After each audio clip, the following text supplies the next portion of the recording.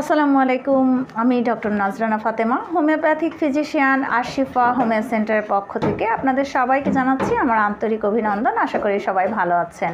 আজকে যে বিষয়টি নিয়ে আলোচনা করব সেটি হচ্ছে গ্যাংলিয়ন সিস্ট। গ্যাংলিয়ন সিস্ট হচ্ছে এক ধরনের টিউমার যা অস্থির সন্ধি, আঙুল, কবজি বা গোড়ালি বা পায়ের পাতার নিচের টেন্ডন বা জয়েন্টের উপরে হয়।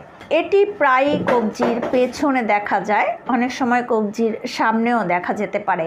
এটি একটি বিনাইন তরল ভরা লিম্ফ বা পিণ্ড।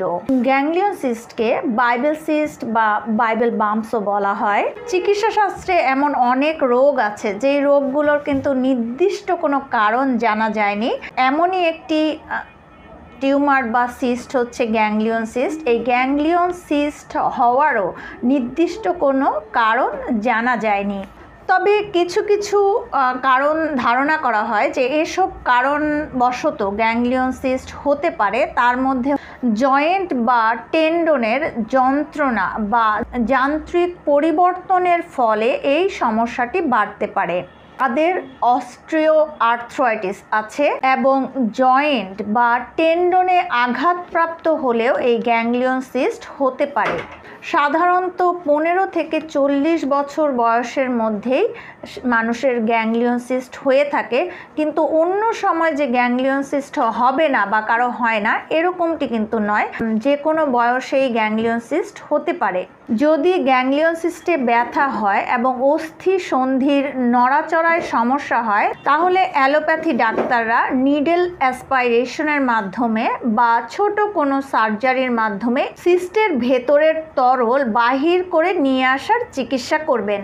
নিডেল অ্যাসপাইরেশন করা বা ছোট একটি সার্জারির মাধ্যমে বা অপারেশনের মাধ্যমে এটিকে তরলটিকে যদি বের করে দেওয়া হয়, তারপরও কিন্তু আপনার এই গ্যাংলিয়ন সিস্টটি আবার হতে পারে যদি সেই জায়গাটির আপনি বেশি নড়াচড়া করানোর প্রয়োজন হয়। আপনাকে এটি অনবরত কোনো না কোনো ক্ষেত্রে হয়তো কাজ করার ক্ষেত্রে আপনাকে নড়াচড়া করাতে হলো, যে কোনো জায়গায় হলো, আঙ্গুলে হলো বা আঙ্গুলের পেছনে হলো, কবজির সামনে পেছনে হলো, সেখানে কিন্তু আপনাকে এই জায়গাগুলো বারবার নড়াচড়া করানোর প্রয়োজন হয়। সেক্ষেত্রে গ্যাংলিয়ন সিস্ট অপারেশন করার পরেও কিন্তু পুনরায় আবার ফিরে আসতে পারে। এরকমই একটি গ্যাংলিয়ন সিস্টের রোগীর এই গ্যাংলিয়ন সিস্টটি সম্পূর্ণভাবে যান্ত্রিক উপায় ছাড়া, যন্ত্রগত কোনো সাহায্য ছাড়া যদি হোমিওপ্যাথিক চিকিৎসার মাধ্যমে সেটি সম্পূর্ণ নিরাময় হয়ে যায়, তাহলে আমার মনে হয় যে অনেকেই এই জায়গাটি থেকেই শুধুমাত্র ঔষধ সেবনের পরে এই সিস্টটি নিরাময় হওয়ার জন্য হোমিওপ্যাথিক ঔষধই সেবন করবে। যে অনেকে এসে বলে যে পানি খেলে কি রোগ সারবে, তো এই যে একটি অপারেশনাল কেস বা এই গ্যাংলিয়ন সিস্টটিকে হয়তো আপনার অপারেশন করতে হচ্ছে বা একটা নিডেল অ্যাসপাইরেশনের মাধ্যমে সূচ ফুটিয়ে সেই জায়গাটা থেকে তরল বের করে দেয়া হচ্ছে, অথচ সেই জায়গায় যদি সেই পদ্ধতিটি যদি অবলম্বন না করে আমি কিছুদিন হোমিওপ্যাথিক ঔষধ সেবন করে সেটি যদি সম্পূর্ণভাবে নিরাময় হয়ে যায়, এত ঝক্কি ঝামেলা না করে শুধুমাত্র কয়েক ডোজ ঔষধ সেবন করলেই সেটি মনে হয় প্রত্যেকের জন্যই মঙ্গলজনক।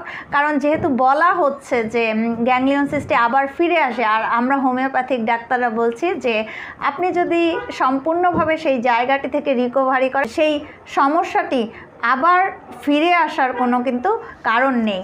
তো এই যে রোগীটিকে দেখাচ্ছি, এই 25 বছরের রোগীটি, তিনি কিন্তু আসলে হোমিওপ্যাথিক আমার কাছে চিকিৎসা নেওয়ার আগেই হোমিওপ্যাথিক মেডিসিন সেবন করেছিলেন।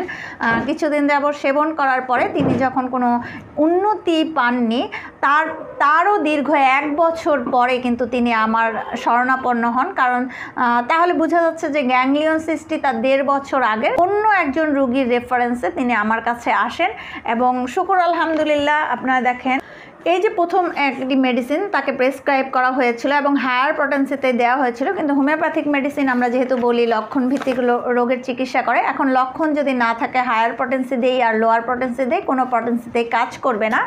তো সেক্ষেত্রে এই রোগীটিরও কাজ করেনি বিধায় তিনি সেই মেডিসিনটি খাওয়া স্টপ করে দিয়েছিলেন এবং আদার্স কিছু কমপ্লেন তার অ্যাগ্রাভেট করেছিল সেই মেডিসিনটি খাওয়ার পরে। 16 নয় মানে সেপ্টেম্বর মাসের 16 তারিখে তিনি আমার কাছে চিকিৎসা নিতে আসেন। সেপ্টেম্বর মাসের 16 তারিখে একবার ওষুধ দিয়েছিলাম।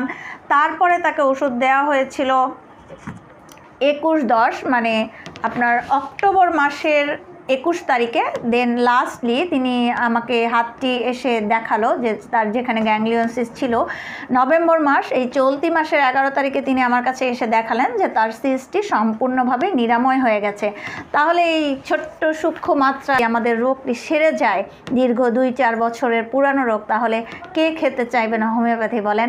হোমিওপ্যাথিক মেডিসিন সূক্ষ্ম মাত্রা আমরা বলি, এই সূক্ষ্ম মাত্রার গুণাগুণ কত মহৎ এবং বৃহৎ।